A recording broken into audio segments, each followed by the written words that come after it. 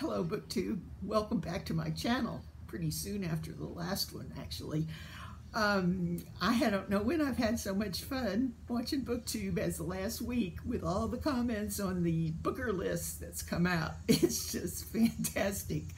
You know, I got sucked right back into book prizes. I used to be the book prize addict, but I kind of got fed up with them for a while there and thought, well, I'll just stay away. Well, that didn't last. You know how addictions are. As soon as this strange and new list came out, I said, ooh, I have to read them. But one of my problems with reading and judging book prizes is it just seems, how do you actually judge a book or compare it with other books? You know, what books actually belong on the list? I know there have been several videos with the thought that some of them just plain don't belong on this list, and that might be right. Actually, you do expect more literary fiction on a Booker list. But anyway, besides that, I decided to come up with a method. I want to read all the books and of judging any novel. And just start with an empty mind, read all the books, and see how they make out on this 25-point score sheet I have. Now, my ideas from this came from two life experiences, you might say, that I've had when I was working professionally. I was an electrical engineer. Now I know you're going, oh, boring, how boring can you be? But actually, I had quite an interesting job. I didn't actually work with, you know, wires and electricity after I got out of university labs. But anyway, I worked for the government, actually, and my specialty was electronic communication systems for fighter aircraft. That's actually about all I can say about it. But one of the jobs as a team from the government, we would, you know, the government doesn't actually make things for the defense. It contracts them out, and we have to have government engineers who can go out and decide. Contractors usually are in a competition, and somebody needs to go out and pick out which electronic system is best. So I was part of a team that did that. We might go to 3 or 4 different companies in a week, and now electronic systems aren't something you can look at. So what do you judge on? So the way we judged on that was before we left Washington, we would make up a list of what we really wanted in the system, and each category would be given a certain amount of available points, depending on how important it was to us. Price did matter, but not completely. And so then we went out to the companies and listened to their 2-day reviews of their system. We could just fill out our list with different numbers and grade each thing that we required on how well they done on that. Got back to the office, added them up. It was quite clear which one we liked by the most points. And it's kind of a way of judging that you couldn't do just by comparing them in your mind. I call this a scientific method, whether it is or not. Anyway, so partly I got this new method I've come up with from doing that. Okay, the other experience I had after I retired, I really just wanted to read novels, but I wanted to talk to people, and I wanted to learn more about novels and fiction and writing. So I audited some courses at a local college. You may look into it. Both universities give either free or very low price for senior citizens to audit their courses.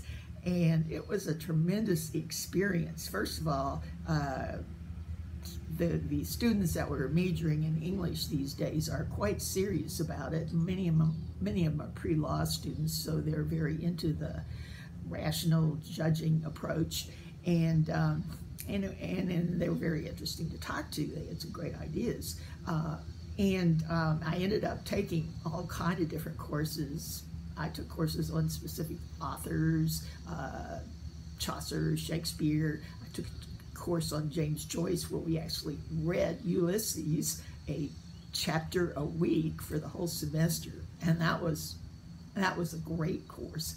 But anyway, the one that really got me ready to take the courses or listen to the courses, I might add, it's so much fun to take courses when you don't have to take the exams or write the papers. You just read the books and talk about them.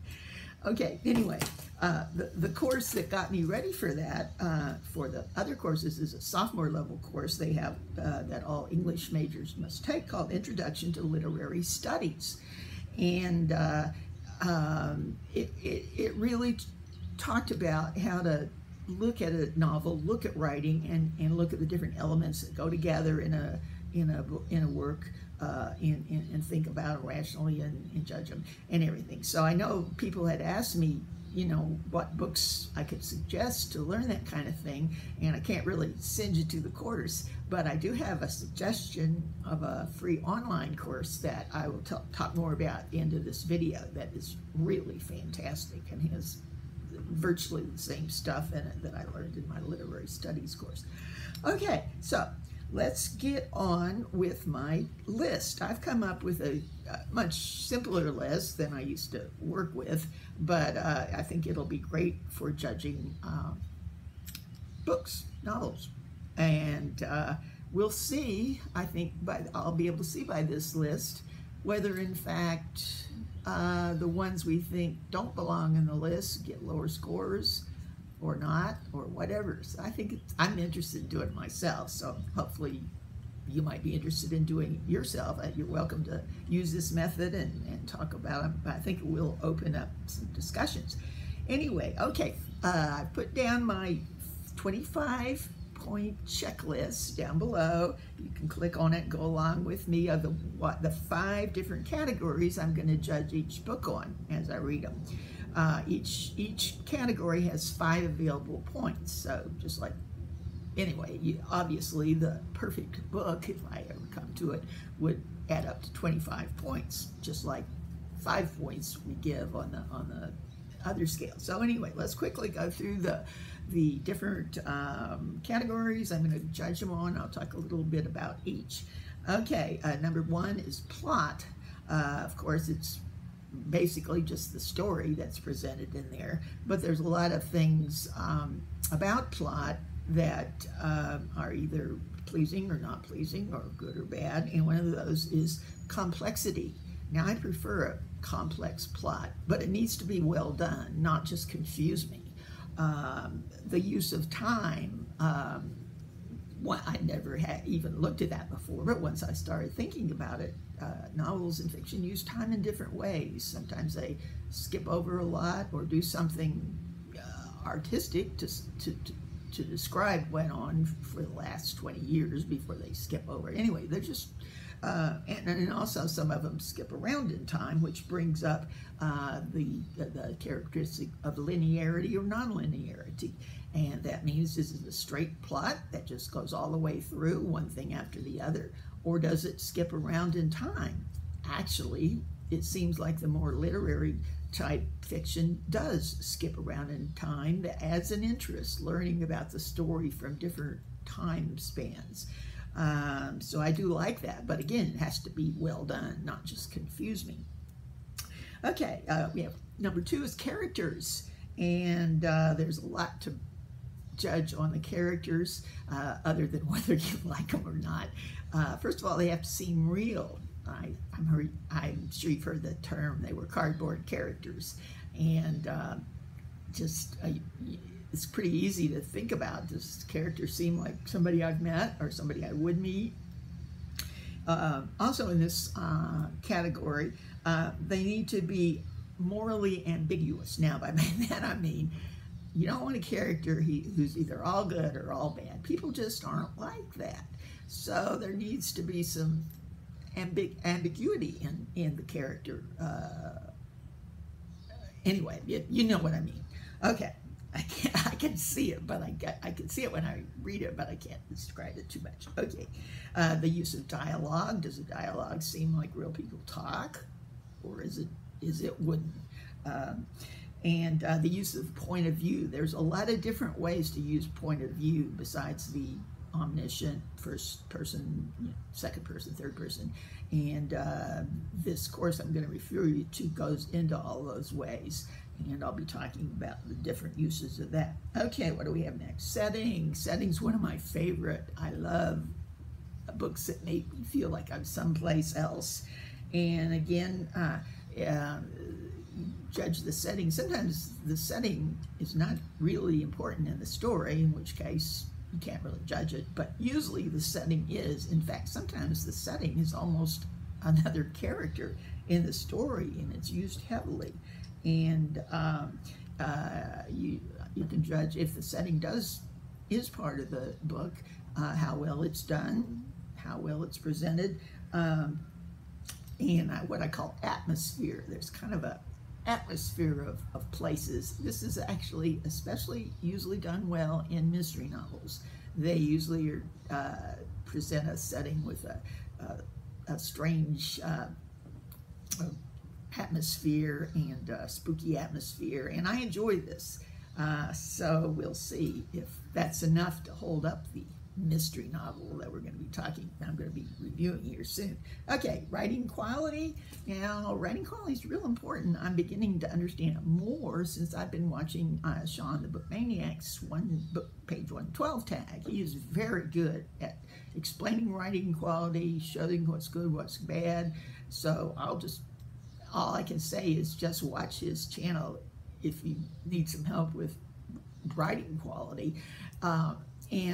Also, one thing I've just thought of is, are there passages in it that you want to read again? They're so interesting. Now, I know Sean, he reads his 112 entries several times before he comes on, and then he's often said reading them aloud changes the meaning for him.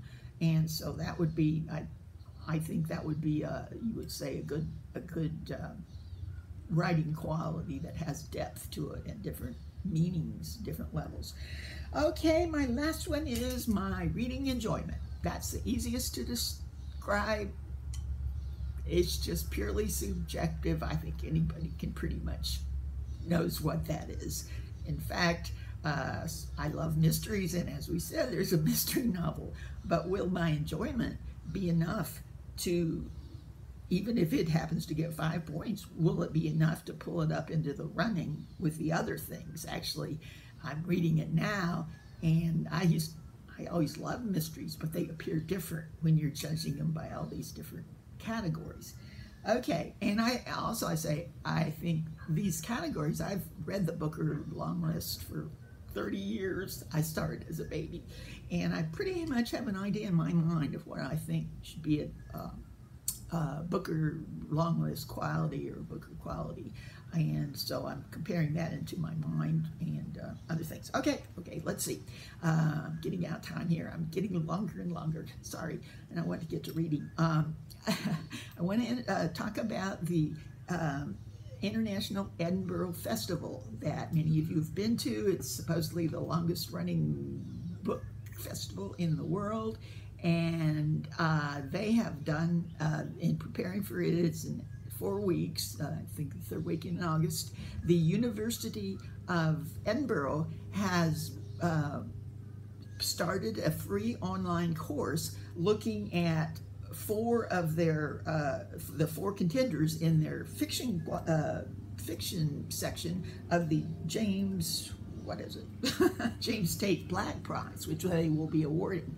And they are going through these books in a very literary, analytic manner with many of the topics I've just talked about.